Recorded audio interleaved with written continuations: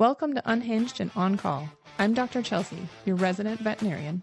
And I'm Trish, a registered vet tech who's seen it all. Each week, we're pulling back the curtain on the wild world of veterinary medicine, from late night emergencies to barnyard drama.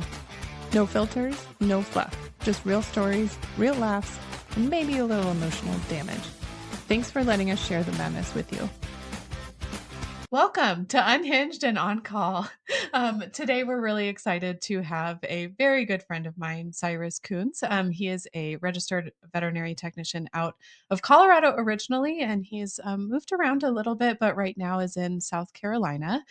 So he is in emergency overnights and swing shifts currently, but has done a little bit of everything. Mostly enjoys emergency, but he's also done some general practice work and things few and far between as well. So he currently actually had a relatable, interesting adventure, I guess, or not adventure. What am I looking for? Like experience through. Experience, Yeah, like his his working experience in that he's taken a break from vet med and tried pursuing other things and is currently pursuing a degree in cybersecurity.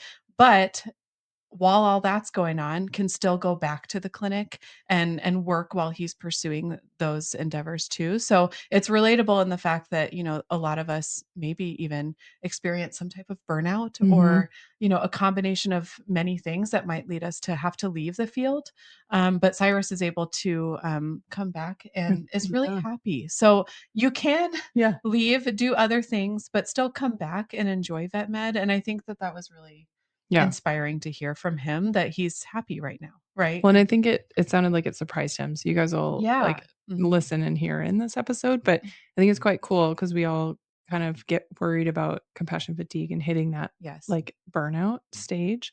And we all, I think, kind of recognize that sometimes that's team driven, it's culture driven, you know, all those things. So if you make a change, sometimes that's all you need.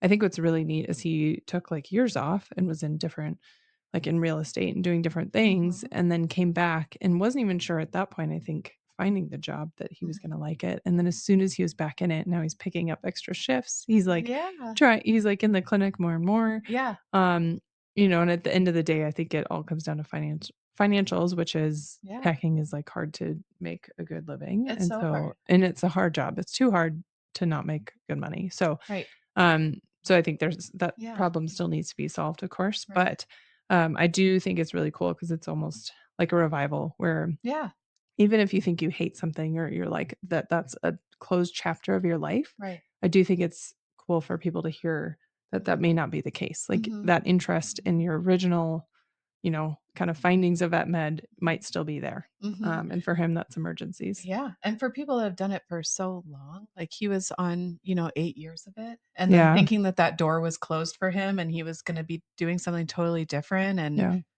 you find a good clinic and you find a good place to be. And now he's just enjoying it, which is really nice to hear that your friend is happy, right? So that was really neat. He looks so happy. I know. So stay tuned and don't forget to subscribe and follow us on some other channels, guys. We would love you to stick around. So, Thank you. Thank you. This episode is brought to you by our friends at VetCS, your go-to for veterinarian-developed CBD and wellness products for your pets and horses. Founded by veterinary professionals, VetCS offers science-backed formulas made with premium hemp extracts to support calm behavior, joint health, and overall wellness, whether you're in the clinic or out at the barn. VetCS is all about helping animals live better naturally. Want to see what they're all about? Head over to vetcs.com to explore their full line of CBD products.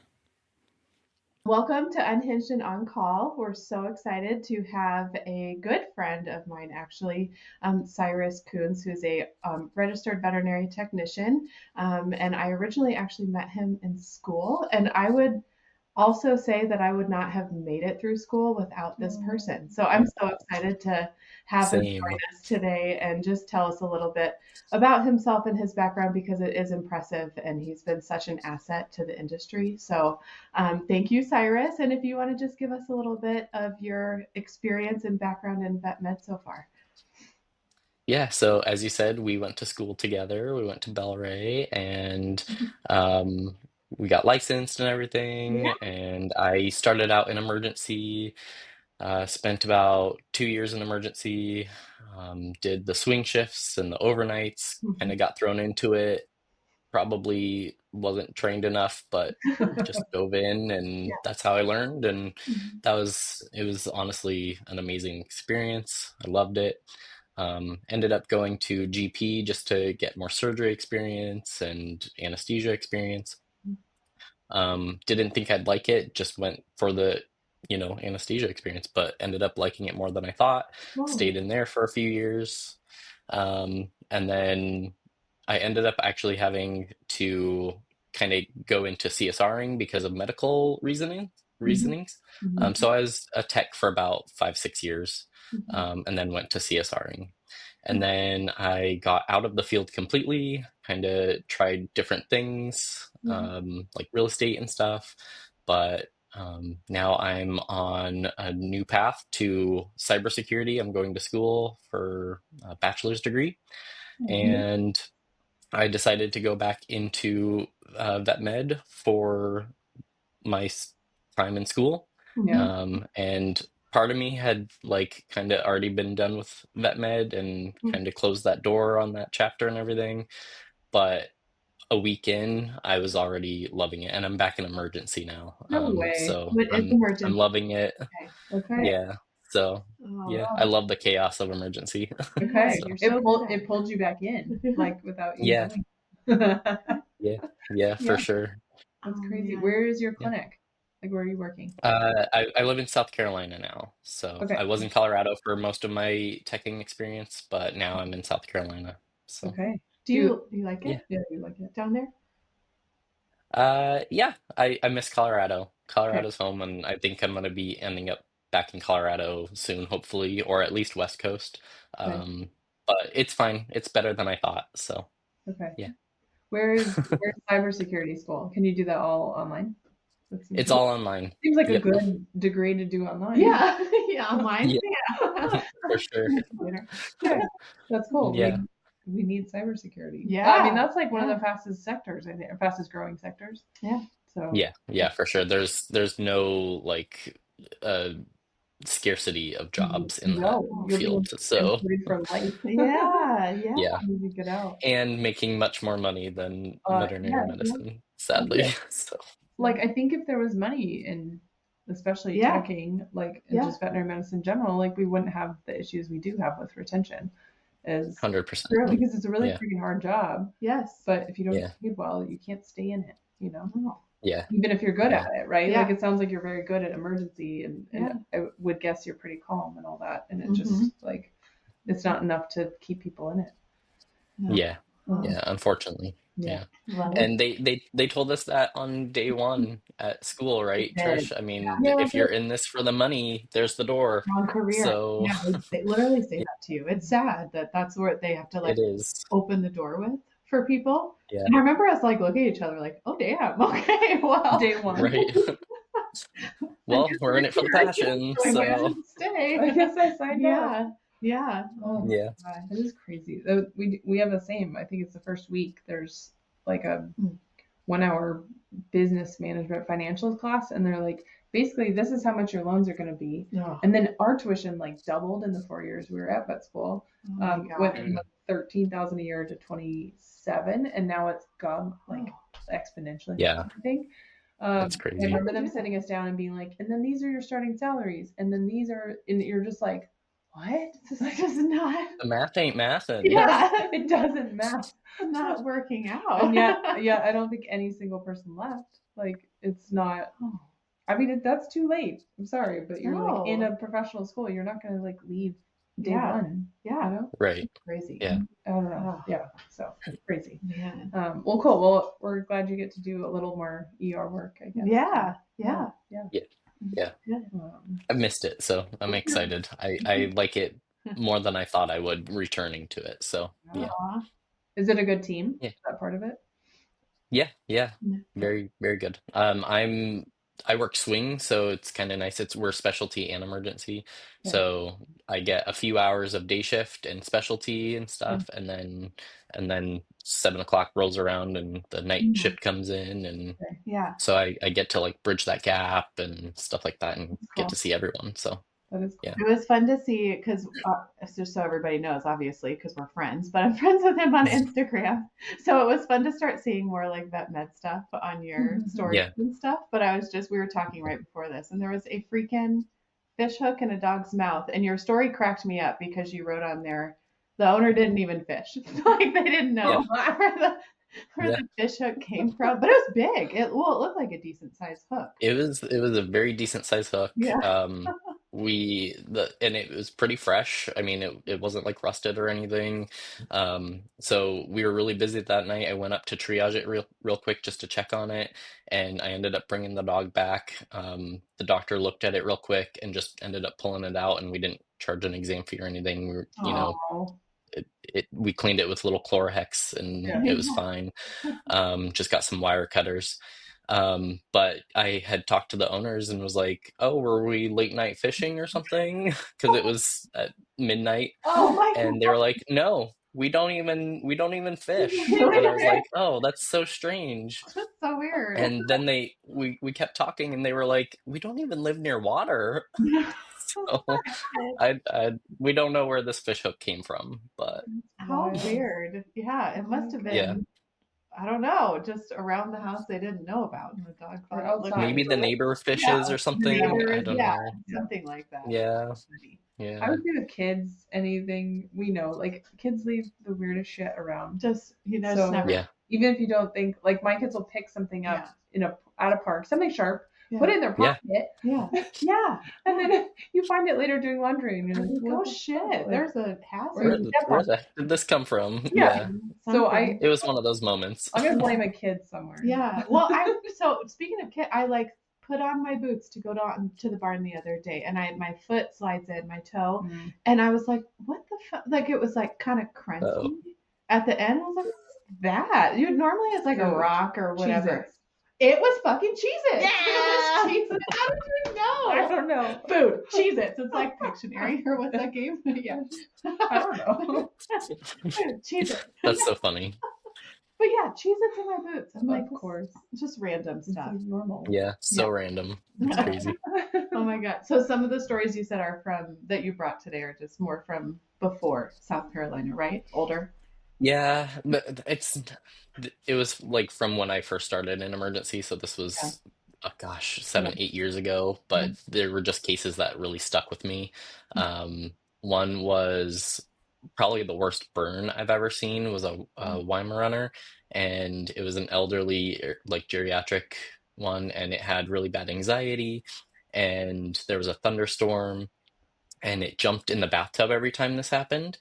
But unfortunately, this time it accidentally hit the hot water on, and it was geriatric, and with its arthritis and everything, it couldn't get out. What? And the owners just heard screaming from their bathroom, and they found it, and it was just burned throughout its whole body. No, and it survived. But luckily, it survived. It came in, and we had hospitalized it for a couple days, and then we just had it come in every day for like a week or so, and we just like replaced its bandages and stuff. We put a lot of SSD cream on it, and like literally just bathed it in SSD cream, and it did much better. It went home fine, but that was just one of the most like memorable traumatic stories. How does this happen? Like our hot water heater is like slightly hotter than what the dot on the hot water heater. Yeah. But jeez, that's scalding. This dog came in and it was just scalding red. It was awful. Did it start sloughing? But it was so cool to help him and see him heal and everything. So was it sloughing off in some spots too? Yeah. Oh yeah, for sure. Oh man. Yep. What a bummer. That's so dramatic. And I have a soft spot for one. But I know. I do too. I dog sat one for years, and I love them so much. So it was really tough to see it come in. Yeah. Yeah. It is weird. Dang, that's pretty rare. Goodness. Just full body burn stuff, I guess. Well, I mean, better than a fire. Yeah, better than a fire. Yeah, but still, geez. Yeah. Terrible. I know. Oh my God. Another one was a 12-week-old husky. Sweet. Oh. It came in, for lack of a better term, tweaking. It had got into methamphetamine, Oh um, no. and it was like having kind of seizure activity. It wasn't true seizure, it was really tweaking. It was really crazy. Um, and the doctor had given it diazepam, Mhm. and it had a paradoxical reaction and ended up No. um, No. having an actual seizure. Oh. Um, and I was holding it to calm it down, and that was my first dog bite. And he didn't Oh bite me on purpose. no. He was Yeah. seizing, Easing. Yeah. but Oh. yeah. God. So that was my first dog bite. He ended up doing great too. I Good. don't really remember the details, but he was in our hospital for I think 2 days and went home as a happy, healthy puppy again. Oh So my gosh. yeah, That's Yes. what Did did they the crazy. tell others you? say? Did they tell you at least? Yeah. So they said that, let's see, what was it? They said that their uncle was borrowing their car and they had just flown back into town and they got their car back and they were driving home and they found Well, the a uncle left little something. packet of foil Yeah. in the back seat that the dog had gotten into. I don't know if we believed it or not. Sounds like a Um, lie. but but but they did the right thing by bringing it in. Yeah. Um, True. Yeah. and we didn't report it because it's very controversial whether we report it or not. Okay. We decided not to because we want people to trust to bring their Yeah. dog in when these things happen. Yeah. And if it gets around that, oh, you're going to jail if you bring your dog in for getting into They won't. meth, Yeah, they won't bring it. then True. they're not going to bring in their dog to get better. So True. I like the fact that we didn't, just for that Yeah. Yeah. part. I mean, maybe if it happened again with the same owners, maybe it's a different story, but Right. I don't know. I know it's case by case basis, but Right. Yeah. yeah, it's crazy. It's crazy.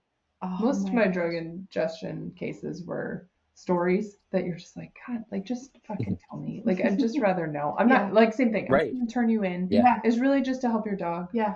You know? And Yeah. one lady was so mad. Yeah. I was pretty sure it was cannabis. It was like a Yeah. Cavalier King Charles Oh, type yeah. thing, and it was Uh-huh. so cute, Mhm. but it was so high. And I said I want to treat it for cannabis ingestion, and she got so mad, and she's like, "There's no Yeah. possible way," blah blah blah. And I Oh was my like, "Well, then God. it's something else, and it's really like bad then, because they're not going to die from cannabis, Yeah. but they could fucking die from something else. Like True. if this True. is something else." And she Yeah. refused to believe it. And I think that this is like 2012. Okay. Yeah. At the time, I don't think I Mhm. had like the urine tests, Mm-mm. whatever, Mm-mm. to run that on. Yeah. So I sent her, like we were a primary, like a GP clinic. And so I sent her to an ER clinic, and then they had more testing or submitted Yeah. more testing. Yeah. And that's what it was. Yeah. And she got so mad at us for not treating it. And I was like, lady, you were like combative about my like THC ingestion suggestion, Yeah. and then said there's no possible way. You're already So on I had that. to send you. Like Yeah. you weren't gonna let me treat anything, you Oh know. my God. So, Well, but if they just come in, Ugh.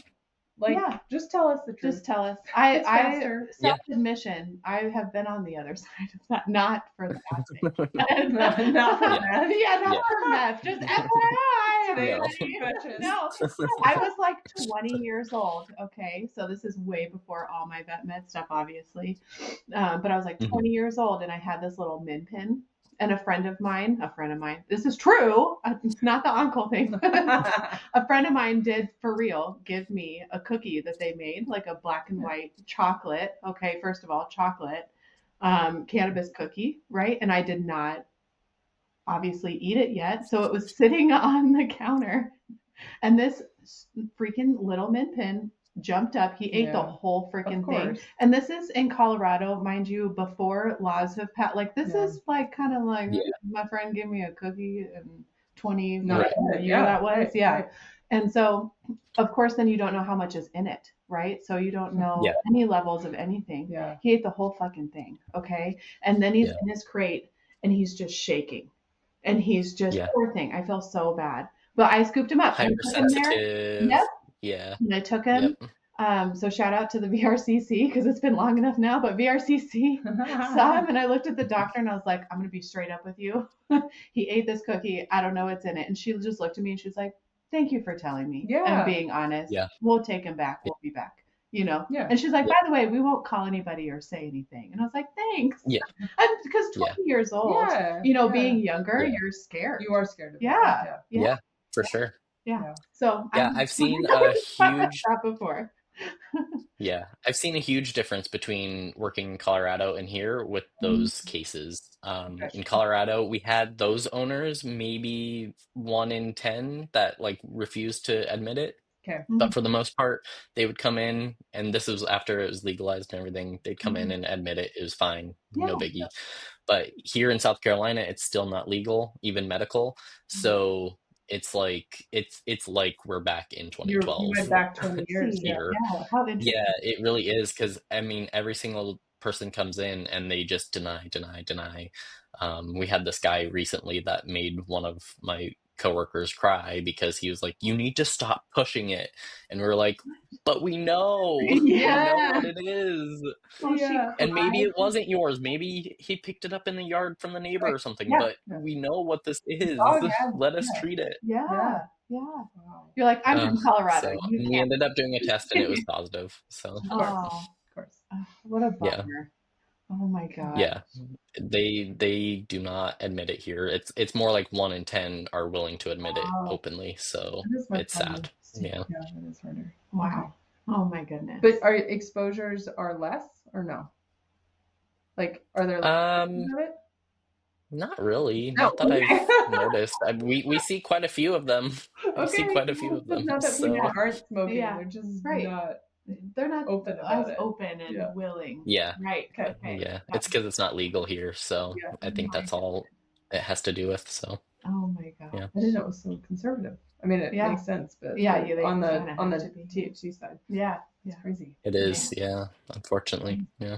Wow. Crazy. Well, thank you. You're amazing. Thanks for joining us. I know you have to get to your shift now, don't you? Or you're about to get on. I'm about to head to work. Yeah. Oh my gosh. Can I ask you one quick question? What your favorite type of emergency is? Oh, good question. Yeah, I like that.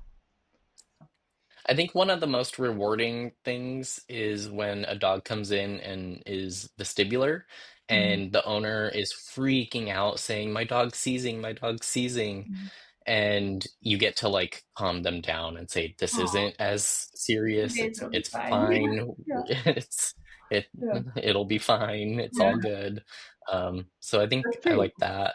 Because most of them come in expecting euthanasia, I think. And then you're like, oh, this will pass. Yeah, like my dog is dying. My dog's having a seizure. Like, and it ends up not being a seizure and just needs some meds and fine. So well, and you're such like a naturally like comforting person in real life, anyways, just as a friend and all of those things. Thanks. So that makes perfect sense that you're like, I like to help people just as much as their animal. Yeah, it's really nice. Right. Yeah. Cool. Yeah. Very cool. Yeah. Right. Awesome. Well, thank you for joining us. But I like all emergencies. I like the chaos. I like the variety, not knowing what you're going to get. We have like a stat bell when the receptionist says like, oh, this needs to be seen right away. And like the adrenaline, I hear it.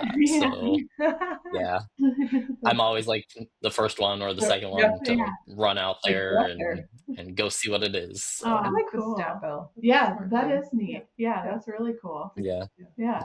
Oh, cool. Well, thanks, Cyrus. We loved having you, and we appreciate your time. Yeah.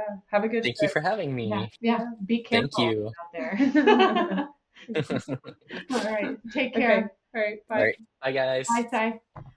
Thanks for listening, everybody. We would really love to have you as a guest on our podcast. So if you have any fun stories to share with us or would like to be a guest, we have a form on our website, so unhingedandOnCall.com.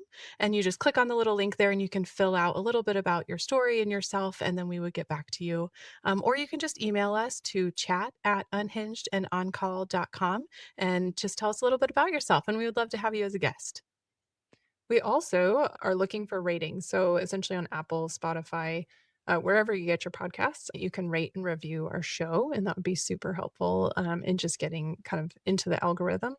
And then additionally, we are on YouTube. So if you ever want to watch videos, we put more content, like visual content, so pictures, videos, things like that, into the episodes. So we'd love to have you follow or subscribe our channels on YouTube. Yep. Thanks for listening. Thank you. Thank you for tuning in. Make sure you subscribe and follow us for all the latest updates. Unhinged and On Call isn't just a podcast. It's a lifeline for every veterinary professional barely holding it together with vet rap and caffeine. Somewhere out there, another tech, vet, or assistant is deep in the same chaos, dodging poop, managing meltdowns, and wondering if they're the only one unraveling. You're not. Whether you're laughing or crying or rage cleaning your truck, you've got a whole tribe behind you. You're unhinged, but never alone.